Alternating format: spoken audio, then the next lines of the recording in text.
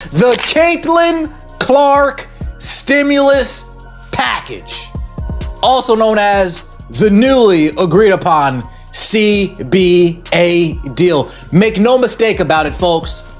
Every time the owners came to the table and said, fine, we'll increase the salary cap to this, you can thank Caitlin Clark. Every time the owner said, fine, we'll pay for your housing again, you can thank Caitlin Clark. Every time the owner said, shoot, we really don't want to come up off this 15% number, but you know what? We'll move a little bit. You can thank CC22. Aya Wilson didn't see this coming. And neither did anyone who spent the past 2 years convincing themselves that the Caitlin Clark conversation was overblown, that the hype was just a media creation, that the ratings would eventually fade, and that the league already had real stars who would carry it forward without all the attention. None of them expected this, because the WNBA has now ratified the most significant collective bargaining agreement in the history of professional women's basketball. A'ja Wilson and all her Glazers could give a big thank you to Caitlin Clark for her getting paid. Ever since the league came to an agreement, all we've been hearing about is how A'ja Wilson is about to sign this historic Supermax deal like she just did it all on her own. No, you could thank Caitlin Clark for revolutionizing the game so you could get paid. We don't care how many MVPs and championships A'ja won or how she was already known. It doesn't matter. She didn't change the dynamic of the league for the players that get paid like this. The salary cap has surged from $1.5 million to $7 million. Average player salaries have climbed from roughly $120,000 to over $600,000, while the minimum salary has crossed the $300,000 mark. This is real money, transformative money, the kind of progress veteran players in this league have been pushing for since long before Caitlin Clark was even in high school. And the first headline number to come out? Clark's salary jumping from $78,066 in 2025 to $530,000 in 2026.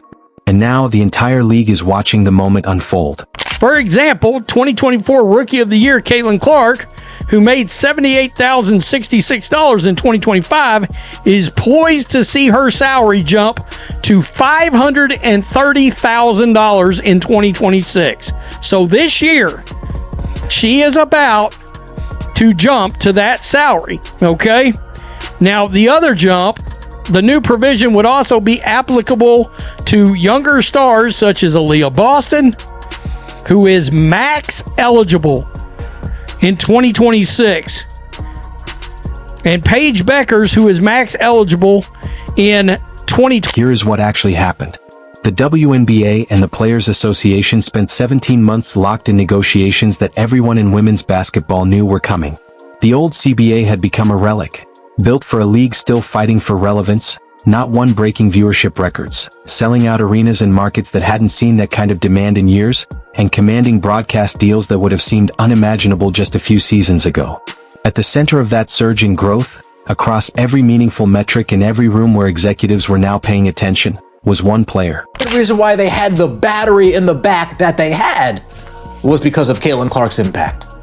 All of the numbers and the metrics that the players could point to, do you see these ratings? Well, Caitlin Clark effect. Oh, do you see this attendance? Well, Caitlin Clark effect. Do you see the social media impressions? Well, Caitlin Clark effect. This is called the Caitlin Clark stimulus package, and it will go down as... So when the new CBA landed in March 2026, it introduced a mechanism nobody wanted to officially name after a single player. They called it the Epic Provision, a fast-track salary structure built for exceptional performance on an initial contract, designed for players who reshape the financial landscape of the league before their rookie deal even expires. Caitlin Clark's name doesn't appear anywhere in the official language of that provision. It didn't need to. Everyone in every boardroom in women's basketball knew exactly who it was built around. The Epic Provision is the WNBA's way of stating, quietly, formally in writing, that not all players are the same. Some players require different paperwork. So this WNBA collective bargaining agreement will fast track the ability for players on a rookie scale contract to make maximum and supermax salaries, sources told ESPN. The new provision, called EPIC, exceptional performance on initial contract, allows players to renegotiate their 4-year salary and earn the standard max that that year if they were previously an all WNBA first team or second team, or the Supermax if they won the MVP. Let's put the numbers on the table because the numbers are the only thing that tell the story honestly. In 2025, Caitlin Clark, who helped push the WNBA past 1 million viewers per game for the first time since 2008, who filled arenas in cities that hadn't seen that kind of demand in years, and whose presence could move ratings in ways few players ever have, earned $78,066. That's roughly what a mid-level paralegal might make, or an entry-level marketing coordinator starting out in a major city. It's not even close to the rookie salaries in the NBA, NFL, or MLB. Meanwhile, Clark was setting records, driving jersey sales, and bringing a level of visibility to women's basketball that hadn't been seen in a generation. She was delivering impact the league had never experienced before, all while being paid a figure that wouldn't even cover a few months of rent in a major market like Indianapolis. That gap told its own story. And the new CBA represents the league's formal public acknowledgement that the math could no longer be ignored. What has now happened is, because of the quote-unquote epic rule, I'm going to call it the Caitlin rule, because let's be real, she was the first person to have reached this. Whether it be it's Caitlin, Aaliyah, and Paige are all eligible. I'm just going to call it the Caitlin rule.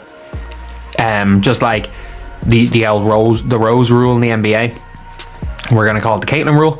So ironically, if Caitlin goes and wins MVP this year, she's actually eligible for the Supermax in 2026. In 2026, that changes. Clark's salary rises to $530,000, a jump of more than 500%, over 6 times what she made the previous season. But before anyone starts praising the league for finally getting it right, pause.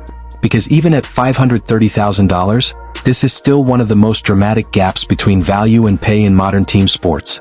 While the WNBA was paying her $78,000, Clark was generating about $16.1 million in total earnings in 2025 alone through endorsements, appearances, speaking engagements, and major brand partnerships with companies like Nike, State Farm, Gatorade, Wilson, and HY.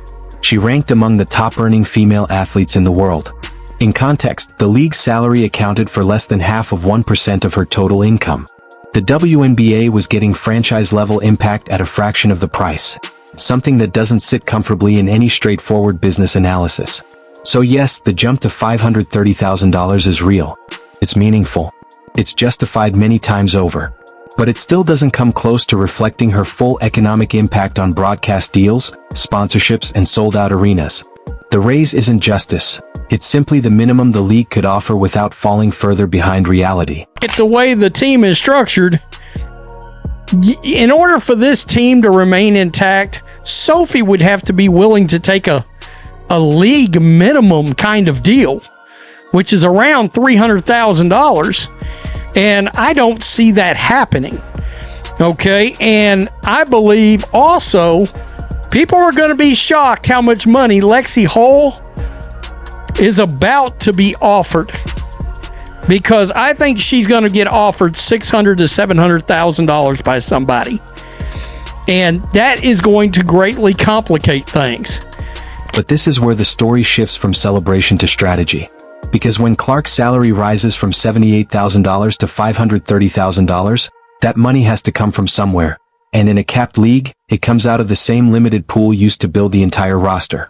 With the WNBA salary cap now at $7 million, every team, including the Indiana Fever, must build an entire competitive roster within that ceiling. That includes starters, role players, and depth pieces, all sharing the same financial space. Clark's new contract now accounts for over 7% of that cap on its own, before factoring in extensions, max deals, or future roster moves. And when a franchise player's salary rises while multiple key contributors are also up for new contracts, the margin for flexibility shrinks quickly. There's a simple word for what happens in that situation: pressure. And the Fever are stepping directly into it. I wish they would have had Kelsey Mitchell on here, because after last season, I mean, look, Kelsey finished what, 3rd or 4th in the MVP voting? This is her contract to make as much money as she possibly can I believe, in this league. And come next year, because I don't think that the Fever are going to be able to keep her next season. And one could argue, depending on how much you covet depth on a team, like how deep do you want your team to be? I think one could argue against re-signing Kelsey Mitchell this year. Let's look at Kelsey Mitchell, because she's the piece of this conversation that often gets overlooked. She's one of the most dangerous scoring guards in the league, and widely considered the second best player on the Indiana Fever. But her contract situation is exactly where the new CBA starts to create real pressure. Mitchell was already a free agent before the 2025 season, and Indiana used the core designation to bring her back on a one-year deal under the new rules. If the Fever core her again in 2026, the most logical short-term path, her salary jumps to around $1.4 million on a Supermax deal. That's fair value for a player of her level.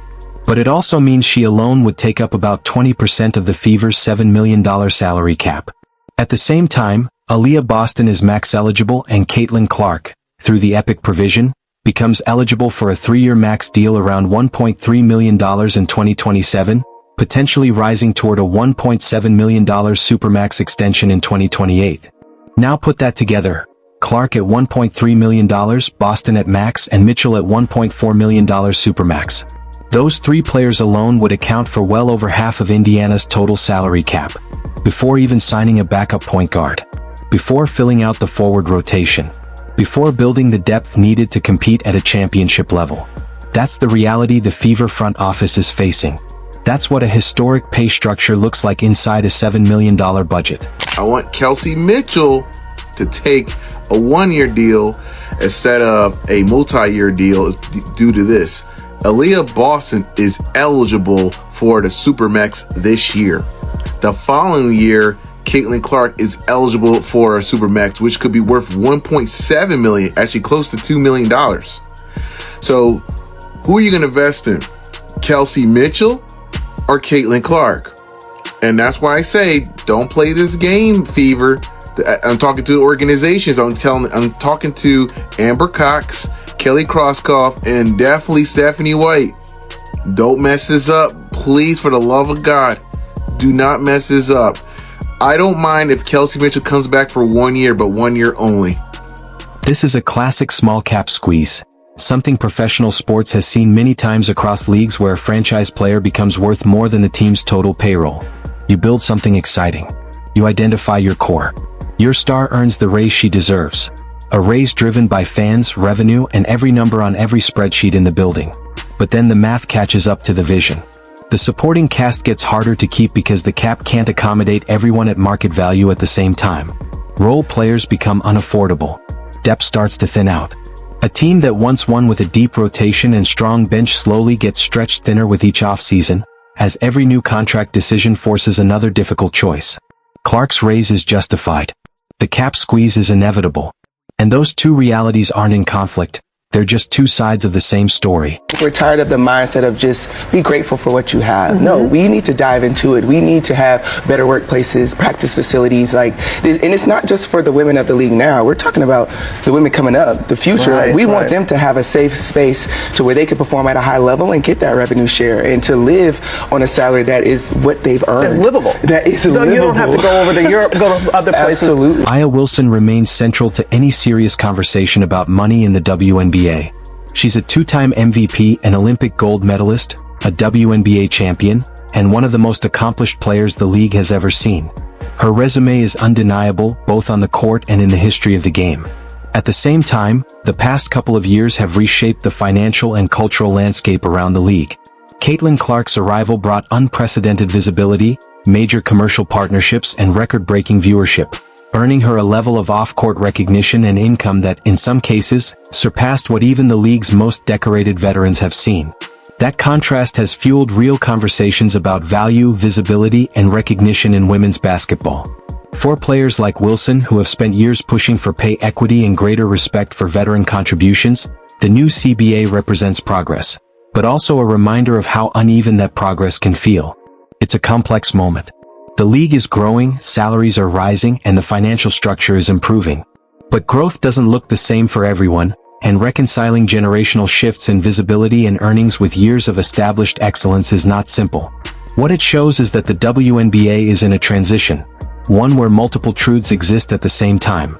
Rising opportunities, long overdue improvements, and ongoing debates about fairness, recognition, and value.